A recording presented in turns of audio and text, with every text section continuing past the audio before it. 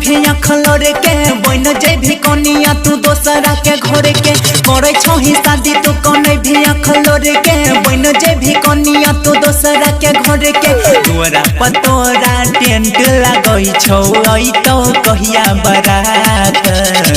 अभी दिन साथ तबले तू कर बात 15 कचिए शादी 16 के सोहागे रात अभी दिन साथ तबले तू कर बात 15 कचिए शादी 16 के सोहागे रात जिमजिम रिकॉर्डिंग स्टूडियो सिमरी बख्तियारपुर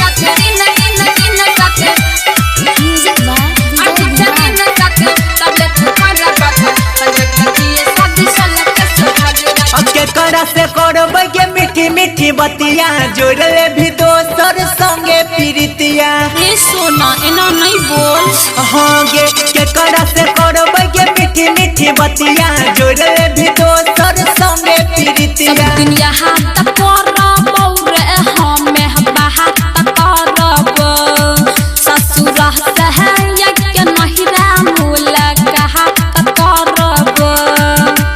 दोसरा नाम में मेहदी रचाई के छोड़ दे भीसा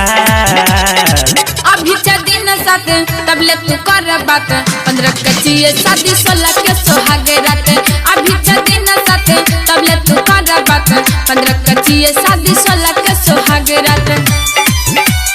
16 के सोहागे रात 16 के सोहागे रात जिमजिम रिकॉर्डिंग स्टूडियो सिमरी बख्तियारपुर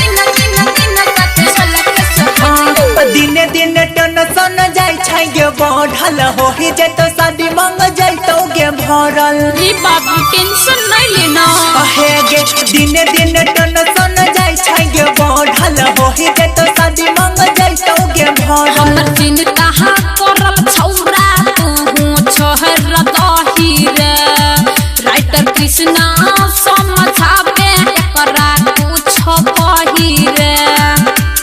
अमर हिल के छोड़ी के चंदा देवी दोसर के अभी दिन साथ तबले तू कर बात 15 कचिए शादी 16 के सोहागे रात अभी दिन साथ तबले तू कर बात 15 कचिए शादी 16 के सोहागे रात करे छही शादी तू कने भी अखलोर के बन जे भी कनिया तू दोसरा के घर के तोरा पतोरा टेंट लगई छौ आई तो कहिया बारात अभी दिन साथ तबले तू कर बात 15 कचिए शादी 16 के सोहागे रात अभी दिन साथ तबले तू कर बात 15 कचिए शादी 16 के सोहागे रात रिकॉर्डिंग बाय